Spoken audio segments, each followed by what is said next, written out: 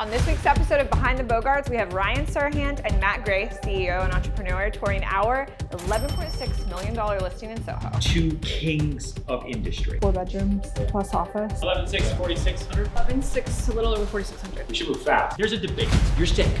Do what I say. On fire on Mars while giving birth, while speaking Spanish. Our superstar agents, Mallory and Brandon Bogard. So when you're selling something like this, like what's some of the psychology as you're like going touring someone around? But before we get into what two multimillionaires think of our favorite listing, we're gonna check out the team's favorite deal stories from 2023 and what they learned. Great stories, success stories, sad stories, triumphant stories, anything that you want to share. My favorite deal story is when we were in Texas. We got an email from a lady who said, I watched your YouTube channel and I actually have a property in mind. We probably negotiated one of the best deals in 2023. Apartments were gorgeous. They're like these huge 3 bedrooms, oversized island, tons of natural light. They say real estate deals are 90% timing, 10% pricing. We found them a development that they've been to 3 times. They just needed a sound advisor to help them negotiate a deal. And we ended up saving them like $250,000. Lance? My favorite deal story of the year is actually similar. I had met up with a couple of buyers that I met through Street Easy and checked out a ton of properties together. They instantly wanted to work with me, and in kind of going through the process of checking out so many properties, they really realized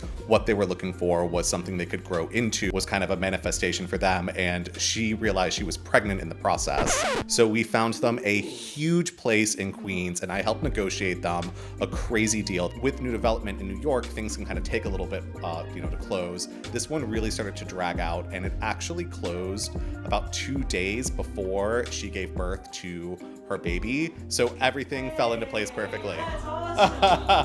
Name the baby Lance? They didn't, but they should. I want to tell a quick story. We launched a new development in February of 2020. We ended up getting brutally killed by construction delays. The sponsor at one point went missing. No one knew where he was. He had gotten hit by a car and was in the hospital in a coma. That's why he was missing. No one knew why. None of us could get a hold of him. We went off the market. We went back on the market one day. We went there. We had an offer on the apartment and a jungle had grown up through the deck. And we had to take it off the market, deal with that. We just were hit with thing after thing after thing. And we finally closed this year after 3 years working on the unit. At the end of the day, you gotta go on the journey with people, no matter how long and how far it takes you. Or if you get hit by a car. Or if you get hit by a car and you're missing and you're in the hospital. Let's go sell Booster now.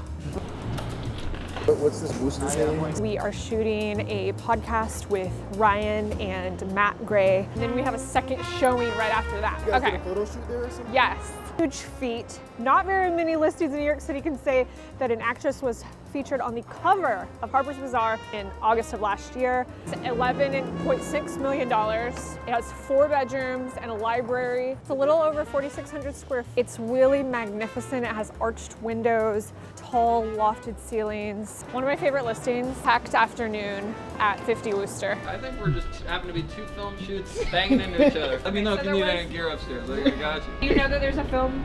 Something. We're shooting in 6N. Yeah, that's us. That's me. Then I guess we are. Amazing. We are on the Yeah, I'm with Matt Gray as our team. Yes. Oh, then we're all I'm together. expecting you. Oh, amazing. But you're waiting for people, or I was waiting for you, honestly. Oh. I didn't know I was waiting for you, but I was waiting for you. Explore, get a lay of the land, figure out maybe where is best for you guys. We can help you move some furniture around if you want.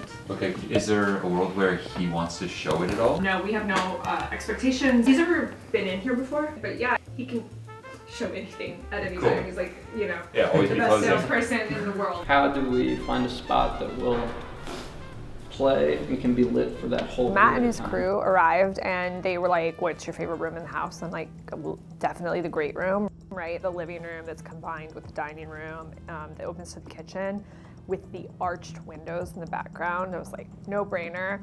But we were at about 3:45, which is really right now when the sun starts setting behind the buildings in New York City, and every minute the light changes so that sun that was pouring through the windows was rapidly going away. We played with the lighting in the library/office, and we played back to the great room, figured out if we turned the table around, we got it so that it could work to accommodate the setting sun. What did you and Matt talk about while you were waiting for Ryan? Oh gosh, we you have any New York ties? Do you have any neighborhoods that you love? A little bit about branding and business, and he said that he checked out our YouTube channel, which was really awesome. We had the location down, we had the lighting done, we were all ready and in place. We were just waiting for the big man. I mean, you can, but not really. I think this is Ryan. How you doing, man? Who it is? What's up, man? So shortly after Ryan arrived, we knew as soon as Ryan stepped foot in the apartment, we had 60 minutes. Good. We should move fast because it's something to go down in like 2 seconds. I had to whip him around the apartment, show him really fast so we could get started so they could savor every minute possible for the interview. Great room, obviously. Den in the middle, 11.6. Okay. 46, a little over 4,600 square feet. Yeah. 4 bedrooms, Yeah. plus office. Okay. I think it's the biggest one. They were thinking for a second, oh, I'm doing the interview in here. Have you shown Ryan around different listings before? This was the first time that I showed Ryan a property that he had not seen at all before. Primary, another 3 bedrooms. I mean, easy. 11-foot ceilings, the big stuff. I think right before he got there, it was like, what could he ask me? What should I know already? I just felt like the pressure of refreshing myself for every detail of the apartment. It's cool. Do you want me to show you around? 11.6, 4,600, what did you say? 11.6, a little over 4,600. 50 Worcester Street. So we are in like the heart of Soho. There's a debate between whether Worcester Street or Mercer Street are like the hottest streets in Soho. I like Worcester because it's a little bit further west. Where the best like restaurants, the shops, the scene, and everything are. This listing is part of our signature division, which is our high net worth division. So it's 10 million plus. Our superstar agents, Mallory and Brandon Bogard, this is theirs. It's 11.6 million. Just over 4,600 square feet, 4 bedrooms, arched windows, the high ceilings, even just like the ductwork here. For me, I walk in and having exposed ductwork, exposed beams, just the original nails that are in here. Like this is charred, it's here and it holds up the building. So when you're selling something like this, like what's some of the psychology as you're like going and touring someone around? There's obviously a lot of storytelling, it seems like. It's always storytelling. Job 1, know everything. Job 2 is to really understand how to make a want a need. How do I turn your want for a loft to the need for this loft? And what's the craziest story you have? Someone just giving you a call and you're kind of like, had to pinch yourself, like, are we really closing this deal this way? How much time do you have? I'm full of a lot of stories. Every deal is crazy. Every deal is painful. Painful? Yeah, they're all like a little bit. Yeah, no, me too. I don't know what's going on. You know what, because it's kind of like, I'm not a doctor, but if I were, I would probably be frustrated all the time. I'm like, you're sick. Do what I say. Like, I'm telling you, I'm literally giving you the medicine and the things to do. I want Ryan to show the loft from now on. Good. It's the best. Mallory Bogard is the best. How much are you paid for that? I'm not. There's a gun to your head. What's going on here? So you've done like billions of dollars now of real estate deals. You kind of look back based on what you know now. Is there something you'd tell your younger self like 15 years ago getting started, like, hey? Of course, yeah, man. That's where all my books come from. They're all like all the failures and things I learned, and then I wrote down what I learned so that other people don't have to go through them. The idea of this too shall pass. Early on, I would have a deal die, and it was like end of the world. How am I gonna make money then? Yeah, I hate this business. People suck. Collapsing on you. Yeah, but then I would also then go through a sprint of where you do 4 deals, and you're like, I'm the best. Like, I need awards named after me. How come this street isn't Ryan Way instead of Broadway? You do that, especially when you're young. Really understanding that life is a game of years, and then eventually decades, and that the good times come and go, and the bad times come and go. That's something I would have focused on. We had a $40 million oceanfront mansion sale in the Hamptons. 2 kings of industry, buyer and seller. That deal came down to a blanket. Well, I want to thank you for taking time out of your busy life to be here on the show. Thanks. It's been a pleasure chopping it up. Love following your success. And Thanks for coming following to more. 50 Worcester, apartment 4N, asking 11.6 million with Brandon and Mallory Bogard. Please make an offer. There we go. There was 6 in it. What? 6N. What did I say? 4. Sorry. Wait. Let me do that again. Thank you so much for coming to 50 Worcester, apartment 6N, on the market for 11.6 million with Brandon and Mallory Bogard. Please make an offer. As soon as they were done, I think Ryan was out the door within 4 minutes. Thanks, Mallory. Yes, thank you. Ryan left, and Brandon's here. I quit the 3rd time. I know. Brandon got to meet Matt. Brandon Bogard. Nice to meet you. I just got a text that amendment was filed, so we can actually launch the building now. Oh, what's the Birchwood? Everything from the website, the brochure, the beautiful photos and staging. It's a new boutique condo building that we have that is coming out in Greenwood Heights. It's 8 units, 5 2-bedrooms, 2 1-beds, and a studio. Able to press launch right now. We are going live with the Birchwood. Going from draft to active, the Birchwood is launched. Birchwood's live. Showings will begin this weekend. We're also launching 3 other resales in the year with a bang. Really excited to get brokers in to see the Birchwood. You know, over 90%, in some neighborhoods, 95% of transactions are represented by a buyer's agent. So getting buyer's agents through our doors so they can see the level of quality of this building was really important. So we threw a little broker party to get people to come on in before we launch, come see for themselves so that then they can tell their clients about us. We like to get local buyer's agents in so they can see the level of quality and finishes of the buildings. And it's great because maybe they don't have a buyer right now, right this second, but maybe they're all gonna be meeting lots of new buyers in January after the holidays, or even if it's February, and they'll think about our building and they'll remember how nice the finishes are, and they'll be able to tell their clients about us. It's really why we like to get buyer's agents in as soon as we launch something. This is the food review. We got chicken tacos, got veggie tacos. Where's the pound cake from? Pound cake is from Girasol's. It's got the little sticker on there. Had one of the cheese danishes, pretty fire. Kevin, any comment? Pound cakes in Which is the best taco of the 3? the pound cake. I'm gonna have to try the pound cake taco later. Nothing like a pound cake taco.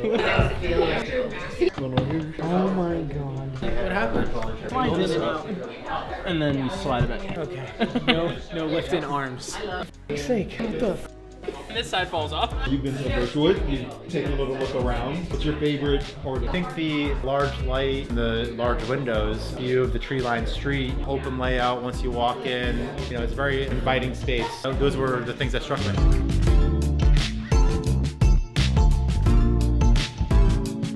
Name one more time? Brad. Terry, nice to meet you. You've taken a look around the Birchwood. What's your favorite thing about this location? I think the built-in speakers, the balcony, the backyard, just the finishes are top of the line. You can't beat this.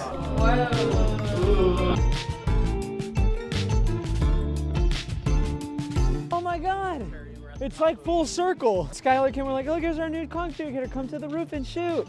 And they were like, hey, we have another new content creator. That's our christening.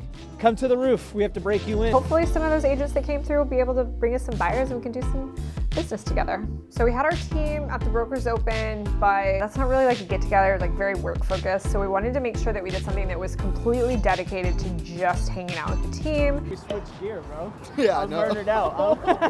Usually that's me, usually this is him. I was looking online for fun like holiday festive pop-ups and I found Winter Wonderland at Watermark and I was like, yes, this. You could rent for 10 people a glass hut and it was heated and there was a lot of activities on the premises. So I was like, oh, this is awesome. We can eat, we get hot chocolate. There was also a bar for those of us who drink alcohol. Again, just getting together, this time without an underlying tone of like a work function, but more so just to hang out with each other. Because these people that you run your business with, you trust them with everything that you work so hard for. We want to do things for them to say thank you, but also just we love spending time together. We like all love each other a lot. They say that you shouldn't mix family and business, but I literally think it's impossible because these are the people that we are in the trenches with every day. How do you not become family? Every time we get together just to do fun things with each other is really like precious memories to me, and that holiday outing was definitely one of them. Any opinions on Santa? Santa might have a couple other jobs. A little lackluster, if you ask me. Oh no! Oh no! I'm an expert. I know that wasn't Santa. It was an imposter. He was too young to be Santa. Santa said the ferry was delayed. There was traffic. Yeah, the ferry was delayed. That Santa was at the bar. Santa smelled like booze. Just kidding. Santa was nice. Santa was nice. The biggest regret from 2023 within business is what we chatted about the table. I have been doing my luxury list text blast for weeks and weeks and weeks. One guy responded and he's like, hey, I've been getting your texts. I'm thinking about selling my place. could you come over today? And it was like Friday afternoon, and I was like, how about Monday? When I confirmed the appointment on Monday, he cancelled it, listed, and they sold within 30 days. That was awesome because let's be real, we all have failures, we all learn from them. So moral of the story is do not have a personal life. We all have missteps. There's that one client that you didn't follow up with for 2 weeks and then they bought a $10 million condo. My biggest regret this year was trusting a Street Easy lead for $50 million.